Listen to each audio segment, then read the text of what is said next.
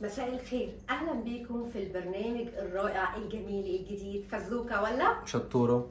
النهارده يا جماعه هنجرب 3 اكلات ترندي مشهورين على كل مواقع التواصل الاجتماعي.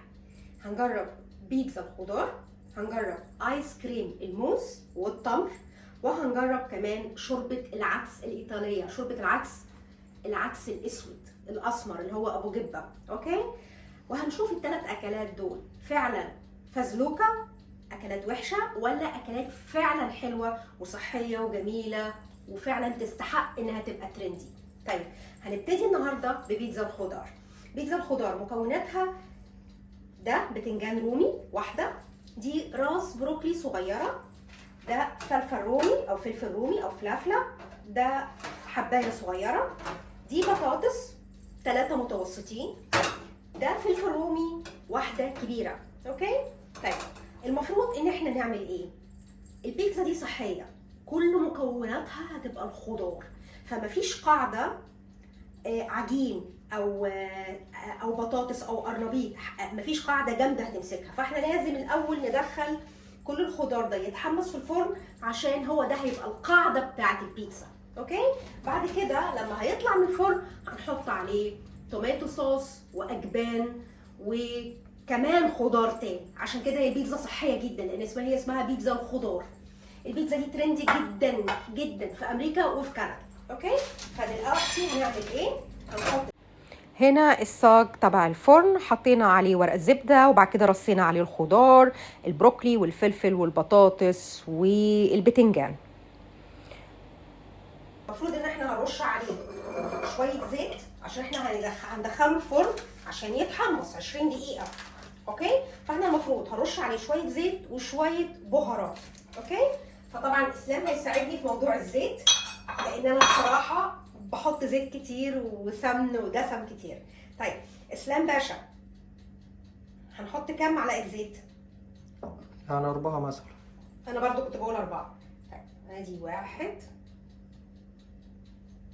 2 3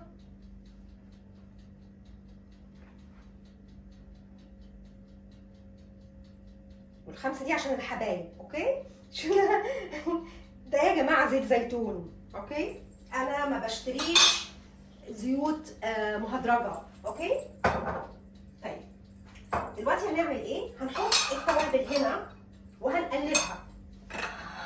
تمام، فطبعا اسلام باشا هو اللي هيساعدني برضو في مقادير التوابل عشان انا للاسف بحط ملح كتير. طيب تفتكر بقى الملح هيكون هنا قد ايه؟ لو المعلقة الصغيرة اللي في ايدك دي نص، حط منها دي نص، حط منها 4 يعني معلقتين صغيرين. اوكي، ادي 2 3 4. طيب هي في الفيديو بتاعها هي يوتيوبر امريكانيه، حطت ملح وفلفل اسود وبهارات ايطالي وحطت توم باودر. اوكي، انا هحط كمان شويه كمون وشويه بابريكا. اوكي، طيب انا حابة هنا اوضح ليكم يا جماعة حاجة عن مقادير الملح والبهارات، لان طلع شوية مالح، فالملح مفروض يبقى بس نص معلقة، والبهارات ربع معلقة من البابريكا، الكمون، الفلفل الاسود، الثوم البودر والتوابل الايطالية. احنا عايزين تبقى تو بي روستد، يعني تتحمس كده من فوق ومن تحت. اوكي، طبعا ده الصاج بتاع الفرن وده ورق عادي، ورق زبده. هنعمل ايه؟ هندخلها الفرن 20 دقيقه، النار هتكون من تحت ومن فوق. اوكي، 20 دقيقه. في هذا الوقت هنستغله، هنعمل ايه؟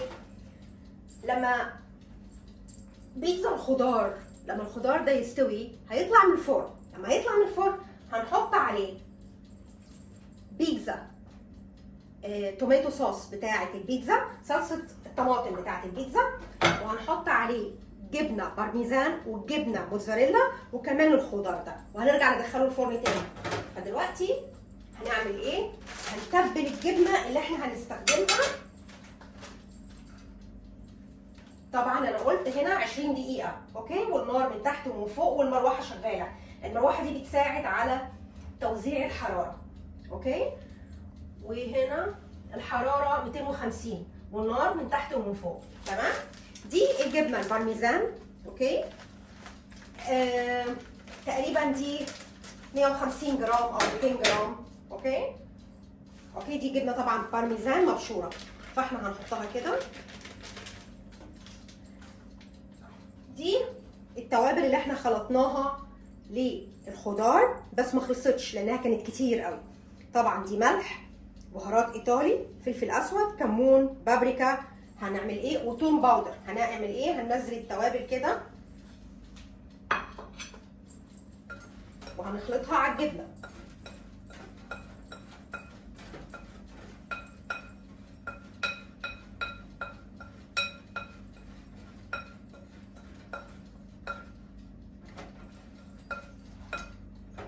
دلوقتي يا جماعه الخضار طلع روستد اهو، متحمص وجميل، فاحنا لازم نعمل له ميكس كده. هنخلطه كده مع بعض.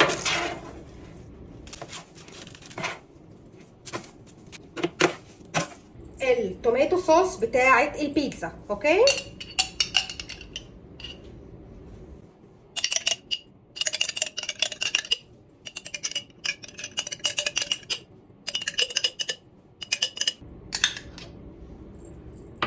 دلوقتي بقى لازم نعمل ميكس.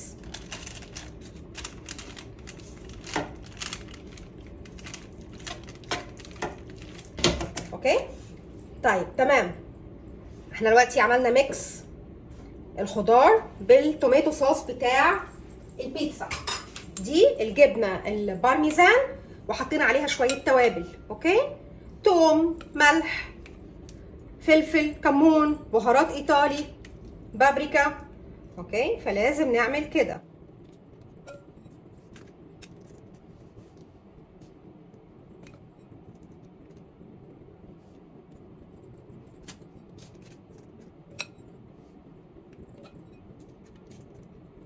هنعمل دلوقتي التوبينج او الوش بتاع الخضار اللي بيتحط على قاعدة البيتزا. ده قاعدة البيتزا. اوكي. اللي هو الخضار ده، الخضار اللي هنحطه بقى على البيتزا من فوق. طبعا انت حر، حط اللي انت عايزه. اوكي. هنوزع الخضار والزيتون والجبنه الموتزاريلا بالشكل ده. دلوقتي هنعمل ايه؟ هندخلها الفرن تاني عشان احنا عايزين بقى الخضار الجديد يستوي والجبنه تسيح بقى وتبقى ايه؟ هتطلع يلا. ايه؟ شطورة. شطوره. يس. يلا بينا. هتبقى في النص هنا كده يا جماعه، والنار من فوق وتحت ومروحه. اوكي. درجه الحراره هي ما قالتش في الفيديو بتاعها كام. تفتكر اعمل درجه حراره كام؟ 200 180. ادي 200 والنار من فوق وتحت ومروحه. ماشي. وخلينا على 20 دقيقه ونشوف. احنا هنرجع نبص. اوكي. الخبر اليقين. هنعرف دلوقتي بيتزا الخضار، هندوق ونقول لكم ان كانت فعلا ترندي وتستحق انها تبقى ترندي وتستحق تبقى شطوره، ولا هتطلع فزلوكة. طيب دي القطعه دي من غير بصل، فدي بتاعت اسلام، دي بصل بتاعتي انا، فانا هدوق ام بصل. اوكي. بسم الله الرحمن الرحيم.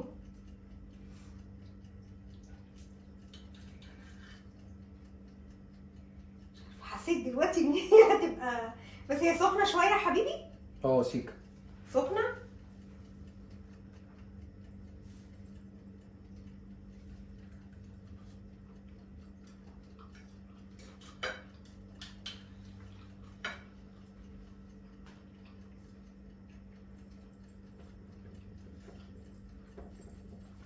شطوره شطوره شطوره، بس هي مش بيتزا، هي خضار بجبنه بتوابل ببصل هي خضار وروعه روعه، بس مش هي بيتزا. يعني ما تعتبرش، يعني ماشي مشوها بيتزا، بس انا بالنسبه لي الميكس بتاع الخضار ده مع التوابل مع الألبان شطوره شطوره شطوره، بس مش بيتزا. anyway تعالى بقى دوق قطعتك اللي هي من غير بصل.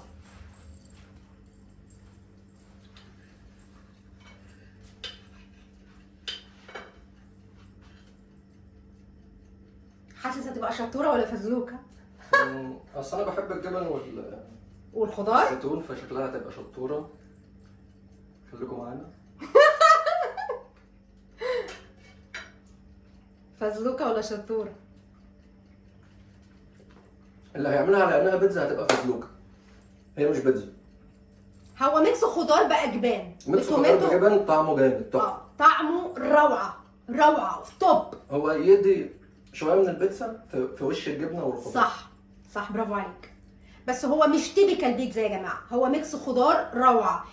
اللي عنده مقاومه انسولين، اللي عايز ينقص وزنه، اللي عايز يعيش حياه صحيه، بدل ما يجيب البيتزا اللي فيها طحين ممكن يعمل البيتزا من دقيق الكينوا او دقيق البكويت او دقيق الشوفان او دقيق اللوز مع دقيق السمسم، يعمل القاعده بتاعت البيتزا. ده بقى نصيحه من عندي انا، ويحط عليها الخضار اللي هو عايزها، بدل يعني ما ياخد دقيق الطحين. ده كارثه، ابعدوا عنه. فبالنسبه لي انا ميكس ده، انا كبيتزا خضار دي مش بيتزا، دي فازلوكا، بس كميكس خضار مع اجبان شطوره. هنعمل ايه تاني النهارده غير بيتزا الخضار؟ هنعمل ايس كريم الموز والتمر. طيب ده كان ترندي جدا على تيك توك وانستجرام، فاحنا عايزين نكتشف هل هو فعلا يستاهل انه يبقى ترندي، يعني شطوره يعني حلو، ولا فزلوكه. طيب معانا 4 موزات. طبعا الايس كريم لازم يبقى متلج، فده موز كان متبقي عندي 4 موزات، قربوا كده يستوي، قشرتهم حطيتهم في الفريزر. اي فاكهه عندك تقدر تستخدمها، مانجا، فراوله، موز، كيوي، ده كان في الفريزر. اوكي، دول 4 موزات، ده 5 تمرات. اوكي، وهناخد الترند بالظبط كان ايه. الطبق اللي كان مشهور قوي على تيك توك ايه كان؟ الموز والتمر وحليب او قشطه كريمه جوز الهند. ليه؟ احنا مش عايزين نحط حاجات مثلا زي كريمه فيها زيوت مهدرجه وحاجات كده، احنا عايزين نحط حاجات صحيه، فجوز الهند ده صحي جدا. فده كريمه جوز الهند، وهو ما حطش عسل، بس انا احتمال احط معلقه عسل عشان انا جوزي الاستاذ اسلام بيحب الحاجه مسكره سيكا. طبعا ده فستق حلبي للتزيين. اوكي، يلا نروح دلوقتي نضرب الايس كريم. طيب هنضرب دلوقتي الايس كريم وهنكتشف هل هو فزلوكه ولا شطوره. انا اعتقد انه هيبقى اكبر شطوره، لان انا اصلا بحب الموز، فتخيلوا بقى موز ايس كريم. طيب هنضيف الموز. انت حاسس ده هيطلع فزلوكه ولا شطوره؟ لا، هيبقى شطوره. شطوره احلى من بتاع الفراوله اللي عملناه. اكيد، لان بتاع الفراوله كان بحليب عادي، ده حليب جوز الهند دسمه عالي قوي وصحي جدا. طيب هنحط التمر وهنحط، مش هحط حليب كتير، هضيف الحليب بالتدريج عشان المره اللي فاتت حطيت حليب كتير. اوكي، فهضيف الحليب بالتدريج. مثلا ادي كده معلقه، ادي 2 3 4، ولو احتاج هنضيف تاني. اوكي، طيب تحب الترند كان كده، الاكله اللي فيري ترندي كانت على تيك توك والانستجرام كانت كده. هو استكفى بالسكر اللي في الموز واللي في التمر واللي في التمر. تحب نضيف معلقه عسل؟ ماشي نضيف، لان انت بتحب الحاجه مسكره، بس التمر مسكر. انا عارف. طيب اوكي، هجيب معلقه، ثواني، معلقه واحده ولا 2؟ واحده. طيب دي معلقه عسل ابيض.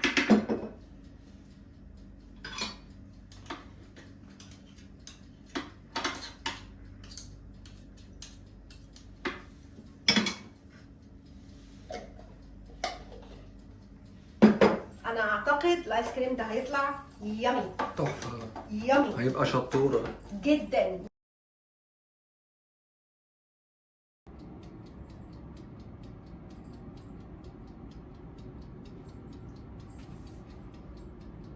ايس كريم الموز والتمر، وده فستق حلبي عشان بس التزيين. طيب هندوق ونشوف ايه الاخبار. بسم الله الرحمن الرحيم. احساسي من جوه بيقول انه شطوره قوي.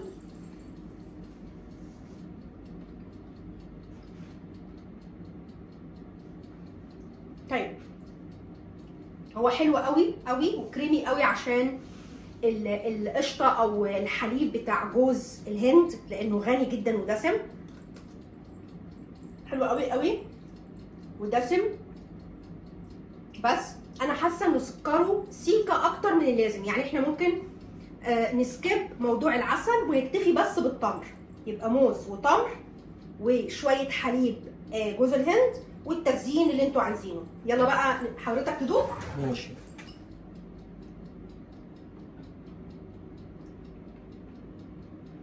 شطوره ولا فزلوكه؟ ممكن اخلص الطبق واوريكم. يعني شطوره. شطوره قوي قوي قوي. يا جماعه اعتمدوا بقى. الاكله فعلا ليها حق انها تبقى ترندي، الاكله ترندي جدا على تيك توك وانستجرام. اعتمدوها. ايس كريم الموز بالتمر وشويه حليب جوز هند او قشطه جوز الهند. اوكي، هما بيسموها كوكونات كريم اللي هي كوكونات ميلك يعني. ماشي، اعتمدوها لانها حلوه قوي قوي قوي. وما تضيفوش عسل ابيض زي ما انا عملت. هنعمل دلوقتي شوربه العدس الاسود. الاكل دي مش ترندي على مواقع التواصل، بس انا عايزه اعملها ليه؟ لانها من اشهر الشوربات في ايطاليا.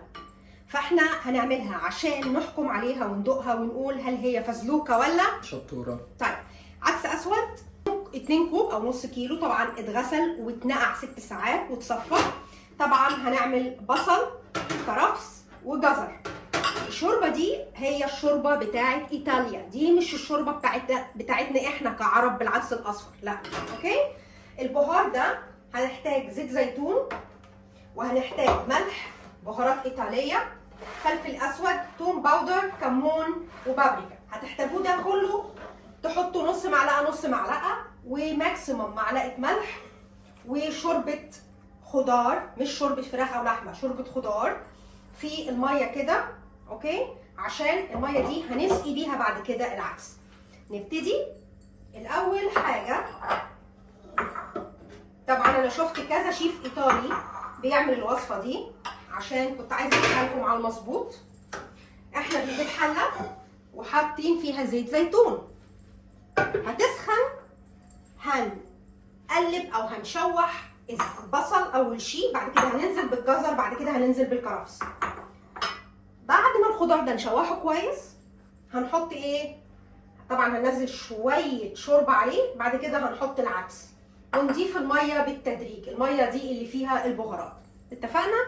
يلا هنستنى الزيت والحله تسخن. هننزل على طول فورا بالبصل.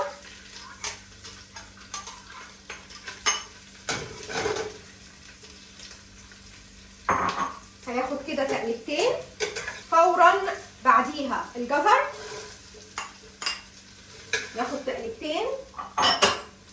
بعد كده هننزل بالكرفس. عايزه اوريكم بس هدي تقريبا كده باين يا حبيبي. بصل كرفس جزر.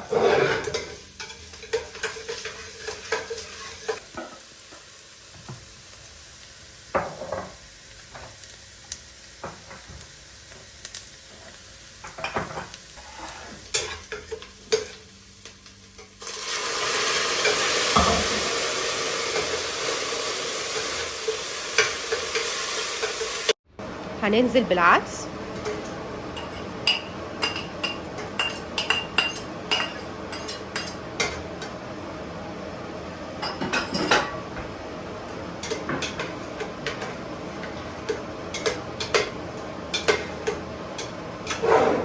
باين؟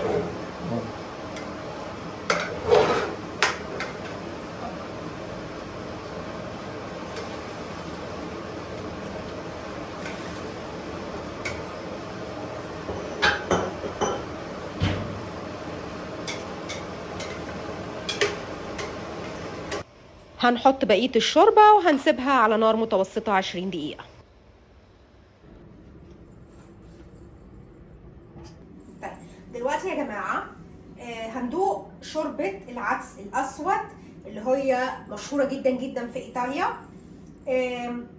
دي بتتعمل زي ما احنا عملناها كده، الكرفس والجزر والبصل. اوكي، هندوقها ونشوف ونقول لكم هي مش ترندي على موقع التواصل الاجتماعي، بس هي اشهر طبق شوربه في ايطاليا تقريبا.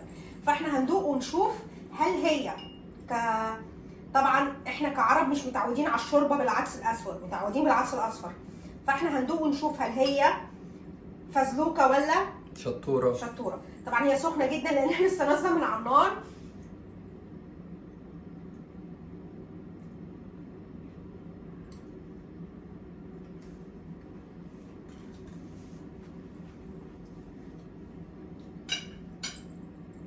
كنوها انا بقول انها شطوره. انا بحب كل انواع الشوربات، انا بعشق الشوربه، فانا بالنسبه لي دي شطوره. اوكي، واعملها مره في الاسبوع ومره كل اسبوعين لان انا عندي قولون، فالعدس بالنسبه لي صعب. يلا يا حبيبي تدوق، اطلع لك معلقه. اي كوزين غير المصري يا جماعه اسلام بيكرهه وما بيحبوش. شطوره طعمها حلو بجد؟ بجد عجبتك؟ طعمها حلو، مفيده طبعا. خضار وعدس. خضار وعدس، طعمها حلو جدا جدا جدا، هتعجب اي حد بيحب اي شوربه، هي هتعجبه. يعني شطوره مش فزلوكه.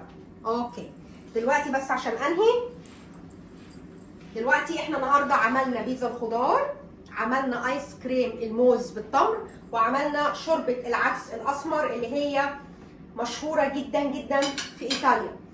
البيتزا طلعت كميكس خضار شطوره، بس هي مش بيتزا، فممكن اذا بيتزا ممكن نقول فزلوكه، بس اذا ميكس خضار بالجبن نقول شطوره.